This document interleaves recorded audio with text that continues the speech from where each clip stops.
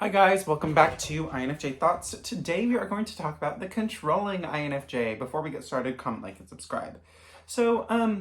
Control is such a hot button word in psychology, and it normally has negative connotations. For this video, we're gonna kind of approach the negative connotations of control and then talk about how to integrate parts of ourselves to address our needs for control. Control is something that I don't think is someone controlling. I always think, how is someone controlling? And I think that when it comes to integrating parts of the shadow functions, I feel like we use our inferior function. But when it comes to accommodating our need for control, for what I call and what many people call feeding control, I think we use our dominant functions to feed control. But there's probably many different angles that you could take on this, and extroverted sensing being integrated is key to using your dominant functions to integrate control. So let's get started. So, taken straight from Wikipedia, the run-of-the-mill psychology definition of control is a person's ability or perception of their ability to affect themselves, others, their conditions, their environment, or some other circumstance. Control over oneself or others can extend to the regulation of emotions, thoughts, actions, impulses, memory, attention, or experiences. Generally for INFJs, control manifests in an internal sense of, oh, if I'm just a good enough person, I can affect the outcome, right? So that's kind of recurring throughout this video. So affect themselves. INFJs like to impact themselves through regulating their emotions. INFJs like to always be the bigger person, always look for a lesson in an experience, and find an outlet from which to emotionally regulate. So like pouring their emotions into a hobby. This is very common in society to be thought of as a good thing, and it can be a good thing. Because in life, people encounter a myriad of circumstances that they simply cannot control and have to find a semblance of peace in order to deal with those situations. The unexperienced INFJ may be very overregulated. However, as the INFJ grows into extroverted sensing, they learn that affecting themselves is not about pulling the wool over their eyes through pouring their emotions into something else, but is something that is much better spent when we put energy into ourselves and our own projects. So INFJ, like the undeveloped INFJ might always like engage in art and listen to music in order to soothe themselves. And this is thought of as healthy compared to, say, like other coping mechanisms. But the developed INFJ, instead of like soothing themselves so they don't cause conflict, which is what all of the art can be about for INFJs, the developed INFJ instead like puts energy into like the 5 pillars to an epic life, like finances, our own projects, and with putting that energy into ourselves comes often a stronger sense of boundaries, right? So one type of self-soothing promotes calmness, and that can be a good thing, but can also lead to or be accompanied by a lack of boundaries. Another part of putting energy into ourselves is building up ourselves and building up our boundaries and our sense of what we will and will not stand for. Impacting others. We always talk about how INFJs feel misunderstood. A common way for an INFJ to remedy this is for the INFJ to explain themselves more clearly and more clearly and more clearly to others. Oddly enough, this is a symptom of what I believe is an INFJ's need for control. Somebody else may not think about the fact that some people do not understand them and do not like them, but the INFJ prides itself and delves into the fact of being able to win people over, possibly through being a good person and through being open about deep aspects of themselves. So we know that like INFJs try to win people over when people bully us, or when the INFJ is delusional about someone. INFJs can also have like disinterested friends or disinterested friend groups who kind of not all the way at breadcrumbing, but kind of like flaky breadcrumbing. So like, and so those are situations where the INFJ tries to prove again and again in that like half friendship to try to convince that person of the potential of that friendship, right? And so, I mean, it's harder to halfway like a romantic relationship because you're either committed or not, right? Or you're in a situationship, right? But this idea of wanting to win people over is common, I think, for INFJs and their friends. Yes. I would also venture to say that when an INFJ has a false idea that they belong with someone who's not interested in them, that could be the INFJ's feeling to need to get people to like them, even when they're not interested in them.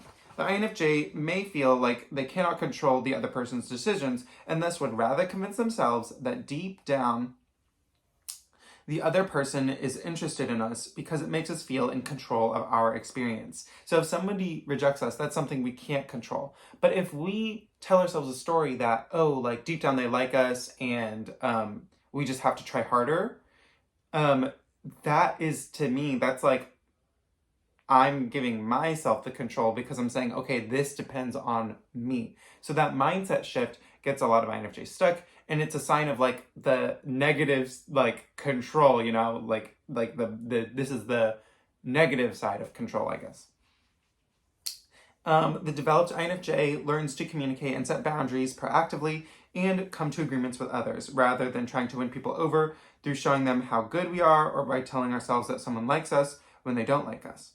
Here we can see that learning how to affect oneself through creating their own projects can help you to not be so fixated on controlling people and not be so fixated on controlling your perception of situations with other people.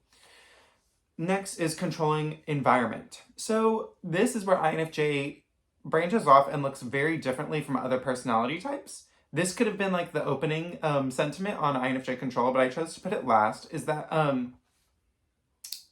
some common stereotypes of what someone would think of as controlling include like people who like are constantly checking up on other people, asking people where they are going when they go out, keeping a very clean space, being very forward with others about not disrupting their space, opinionated about a lot of superficial choices such as makeup, clothing, and job. The INFJ has all these qualities because you need all these qualities to just exist in life at a base level. The INFJ goes about these qualities in such a way that that the INFJ personality type is able to put a lot of other personality types at ease, because people do feel at ease around the INFJ because the INFJ is not so fixated on all of these superficial things. Controlling one's own environment is one way that people can be stereotyped as being controlling. Another way people can be stereotyped about being controlling is through jealousy. For example, there's this stereotype that when one partner goes out with friends, the other partner gets mad or jealous. In this scenario, probably open communication about the two people's own relationship might help each other to trust each other and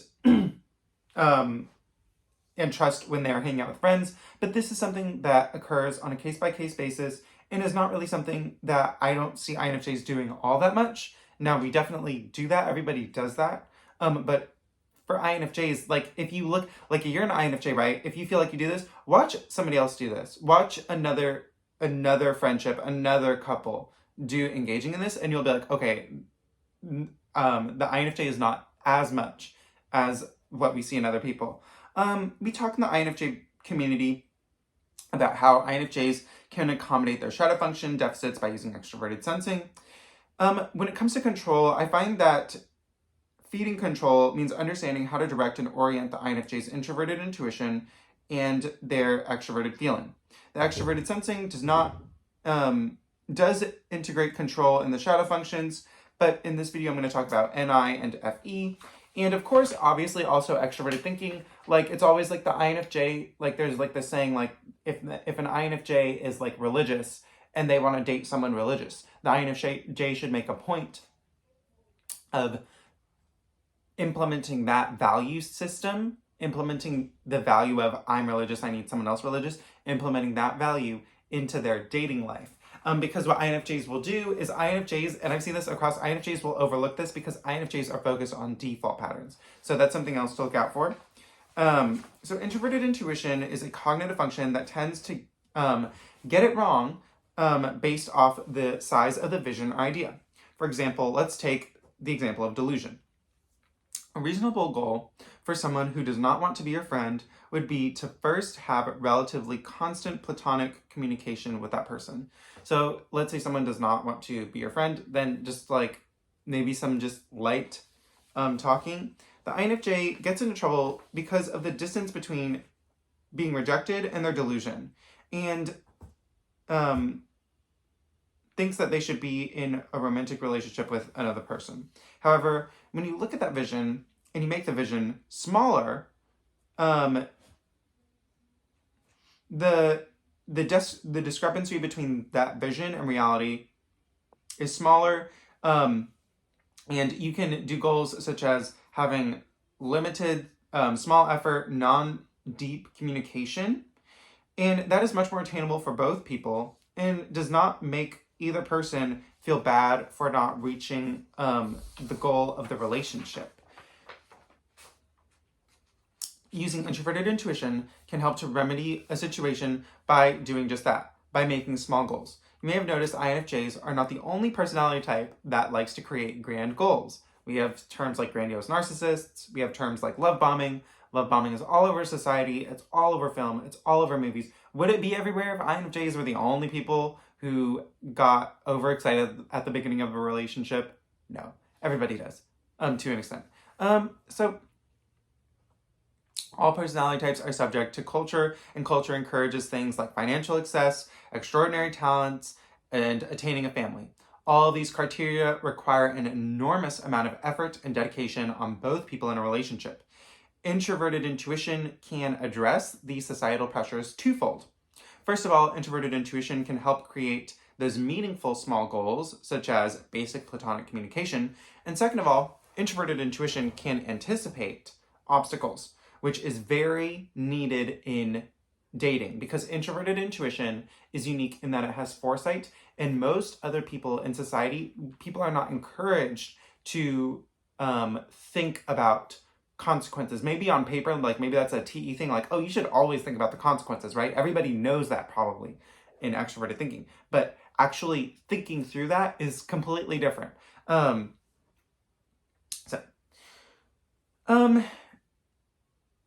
Within imposing small meaningful goals, it helps to stop the honeymoon or love bombing process in relationships. If somebody invites you to Las Vegas on the first date, you could ask them to have a conversation with you about Las Vegas versus a small yet meaningful conversation, and figuring out if you should go to Las Vegas after the first date or after a 3-week period. Normally, just getting them to wait is normally enough for the other person to wake up and be like, oh my goodness, like they'll either think, oh, you're right, Las Vegas is kind of an outrageous proposal on a first date, or they might think, oh, I can't love bomb this person. You know, like to some, like if an ESTP is dating another ESTP, maybe they need to go to Las Vegas because extroverted sensing needs to see the world, right? But an INFJ, we have to impose the pace that we need. Like everybody else gets the right to, have a pace of a relationship. The INFJ also can do this, and everybody's like slowing down, at least mentally, and being intentional with their pace can help to prevent like severe love bombing, whether you're an ESTP who wants to go to the Grand Canyon or like an ISFJ who just wants to bake a cake, right? So, anticipating obstacles means that you are upfront about certain things that you need. For example, if you are religious and you need a religious partner, and the other person does not bring up their religion, then an INFJ will benefit from bringing up our beliefs in the relationships. INFJ has dominant introverted intuition, which means we look more at default patterns, but in building relationships, it is very important to evaluate people's morals, which the INFJ does not always do, but the INFJ will benefit from. Being upfront with morals helps people to understand how they agree and how they disagree. And another way is to understand that there are obstacles. During love bombing, a common experience is for both people to feel like they are loved and understood, and they have never met anyone quite as amazing or extraordinary as they are meeting now. Introverted intuition can help both people in this situation by letting us both know that the love bombing and honeymoon phase is not going to last forever, and that we also don't know each other well enough yet to know that we totally understand each other and that we have never met anybody like this before. Introverted intuition helps to give ourselves and others a relief from getting overexcited in relationships by anticipating and acknowledging that there are consequences. Another way that introverted intuition is able to help a relationship is to understand that people take time to digest abstract information. When an INFJ is with someone else, INFJs are good at breaking down abstract truths in ways that are digestible, easy to implement, and practical for both people to understand. The INFJ can help both people to acknowledge abstract truths that are difficult to wrap your head around at first. Change not only takes time to implement, but also time to understand. It would be like an ESTP was teaching you to climb Mount Everest, and the ESTP can climb Mount Everest, but teaching someone to climb Mount Everest is completely different. You have to acknowledge and accept that climbing Mount Everest is not easy, but is actually difficult. So the ESTP who teaches someone to climb Mount Everest will have to, even though they are good at climbing Mount Everest, they have to understand, like, okay, this part of Mount Everest is hard, this part of Mount Everest is hard. For this part of Mount Everest, you need these special skis, you need these special school shoes. The INFJ is the same way. INFJ is like, when you're navigating this concept, it's difficult. When you navigate this concept, this helps you do this, right? So a lot of people will just look at an abstract thing and just be totally freaked out by it. And also the other problem with abstract change or with abstract things is that abstract patterns are all interconnected. That's why therapy exists, because you need someone who's like really good at like navigating all of these like interconnected variables within someone. So INFJs help people navigate abstract concepts and then help them to understand that changing comprehension of abstract concepts such as internal change and mental health awareness takes time and energy. And this is not to say that INFJ can change people. The INFJ is kind of evaluating if that person like even cares about abstract things, right? That's a huge. And so like it's not like, oh, you can change them. That's not at all what this is about. This is about like understanding. It's kind of like if somebody values religion to a religious person or to an atheist, like that is important. The INFJ values default patterns. So, we just talked about how the INFJ also has to evaluate morals. And the INFJ also has to kind of make sure that there is an awareness and appreciation for mental health in their own relationship, because this is what the INFJ really cares about. Introverted intuition is able to avoid a myriad of situations when it anticipates short-term obstacles. Introverted sensing dominants understand how short-term and immediate circumstances come together to build long-lasting relationships. Introverted sensing dominant types may struggle to comprehend the abstract concepts that define the emotions and compose relationships. INFJs understand how long-lasting emotions flavor relationships, but need to take a lot of time in the baby steps in the beginning that the relationship takes. If it takes baby steps for a single person to develop, then it takes baby steps for another person to develop. Then it must take even babier steps for a relationship to develop. Voicing these introverted intuition truths leads us into extroverted feeling. So what I was talking about with introverted sensing dominance. Introverted sensing dominant personality types always have steady job, steady income. If you have an introverted sensing friend, they have like a steady boyfriend. They're always like really close to their parents, unless they're, not always, but like if they have a relationship with their parents, it's normally, oh, my mom, it's always that, yes, so that's kind of what I mean by introverted sensing dominant types. So voicing these introverted intuition truths, right? You build that up in yourself, right? And then how do we say this to other people? So I'm going to propose that we do this through extroverted feeling. And this kind of comes from developing, with all of this, you kind of need developed extroverted sensing, because extroverted sensing is that muscle that's going to be able to put these truths out there, right? These are no use swirling around in your head. So the younger INFJ uses extroverted feeling to support others, have sympathy for their point of view, be reliable and loyal in relationships, and explore and evaluate testimonies across the human experience. The developed INFJ has a more extroverted sensing integrated, which can make extroverted feeling also look different. Extroverted feeling is developed in an INFJ as the INFJ's ability to initiate conversation, use strategies and tools, and to understand the necessity of emotional vulnerability. Initiating conversations is an important part of extroverted feeling and extroverted sensing loop. We see conversations initiated all of the time by ENFJs. This extroverted, kind of this whole video was inspired by ENFJs because as I've gotten older, I've gotten more and more and more vocal. And I remember like in my early, like late teens, like 19-ish, I remember seeing ENFJs and noticing that ENFJs, although they love harmony, they're very vocal about a lot of things, right? The INFJs are not as vocal. And so that's one thing. Extroverted feeling, so much of this is from watching ENFJs. ENFJs initiate conversations around tough topics with friends and romantic partners. ENFJs do initiate conversation. However, they lack the introverted thinking that INFJs have, or they take extra time to develop their introverted thinking. I do see a lot of ENFJs with good introverted thinking because they care about mental health. So any personality type that cares about or anybody who cares about mental health is going to show more of that inferior function. This means that an ENFJ initiates conversations that do not always bear fruit because if they may be lacking introverted thinking. For example, an ENFJ might initiate conversation with a flaky friend, but may not stand their ground and just allow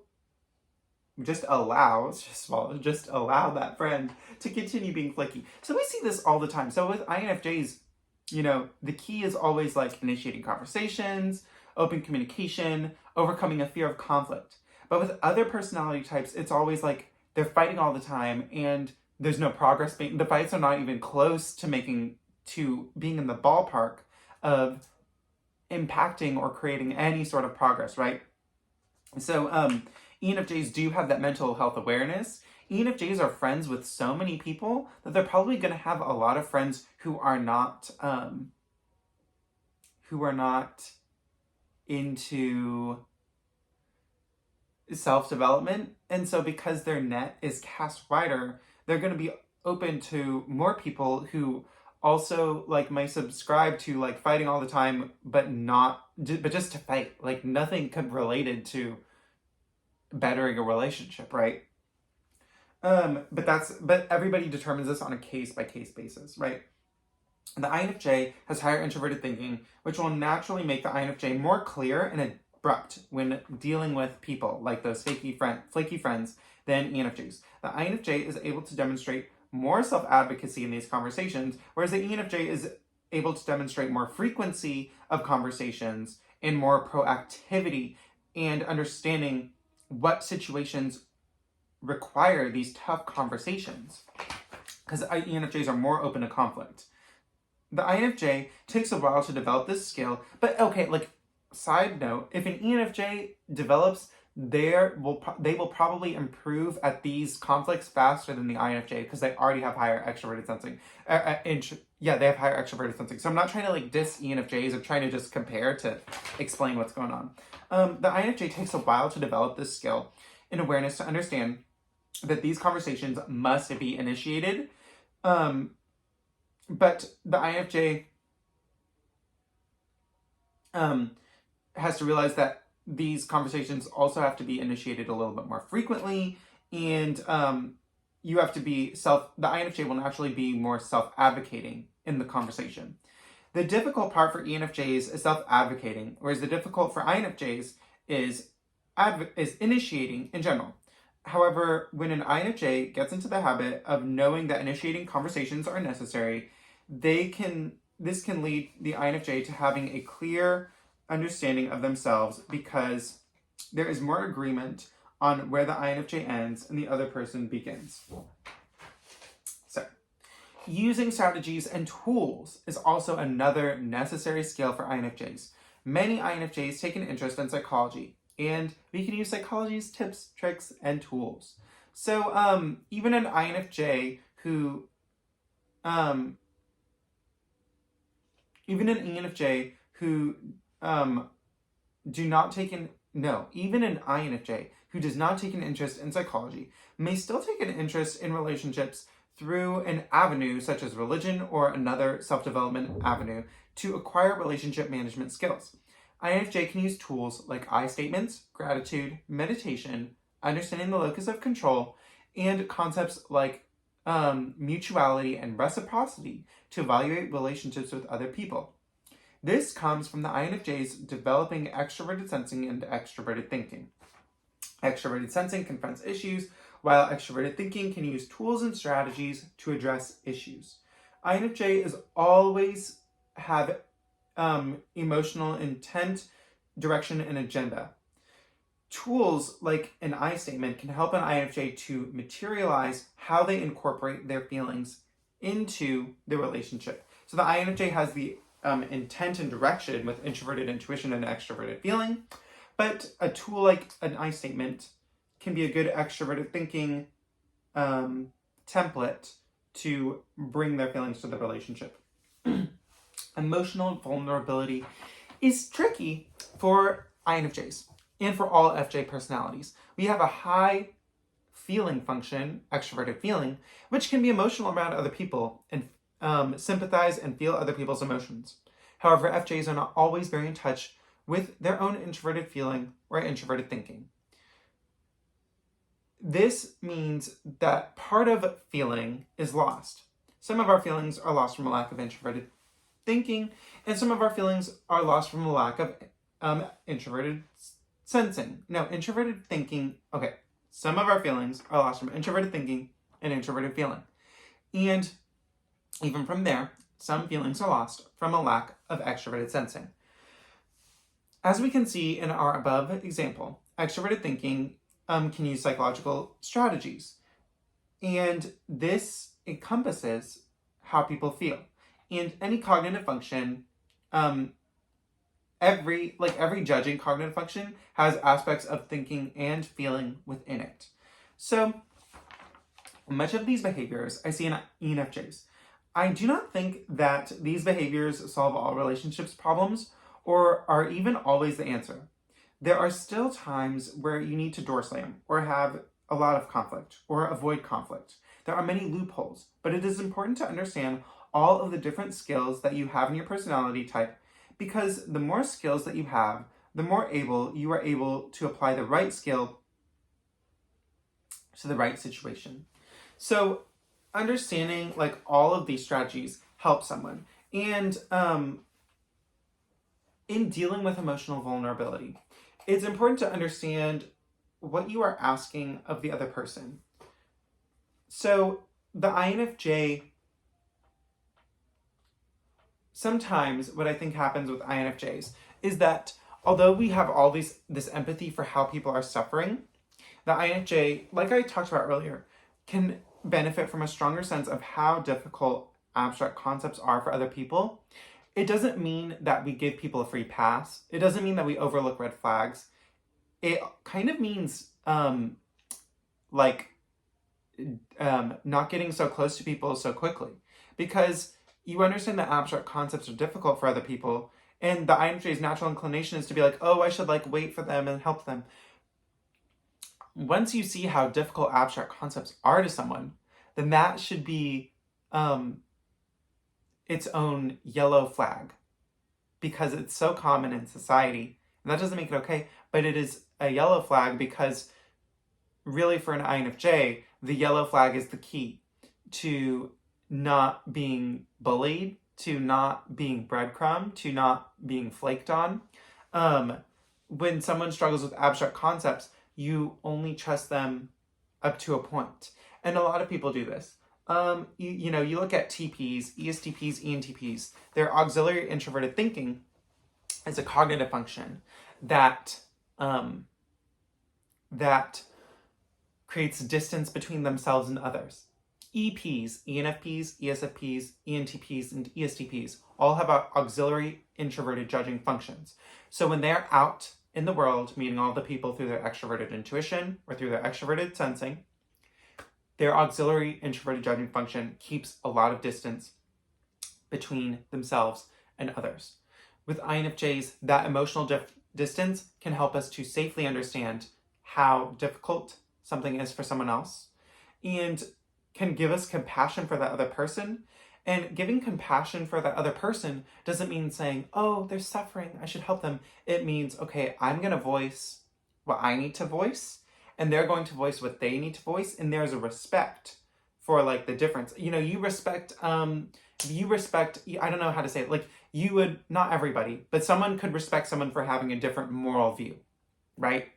But that creates a distance, right? If someone has a different mental health view as an INFJ, we're a personality type that values mental health so much. So if someone has a different mental health view, that should create some distance. And that means you don't allow yourself to just fall completely into that relationship. So I hope this video was a lot of food for thought. These behaviors probably occur better in INFJs, first of all, who are older, because these things, like INFJs who are not in self-development, just as they get older, we just start to just like be less, we just start to have more of that yellow flag, more of like, slow down everybody. Yes. So I hope this was good food for thought, and I'll see you all next time. Thanks.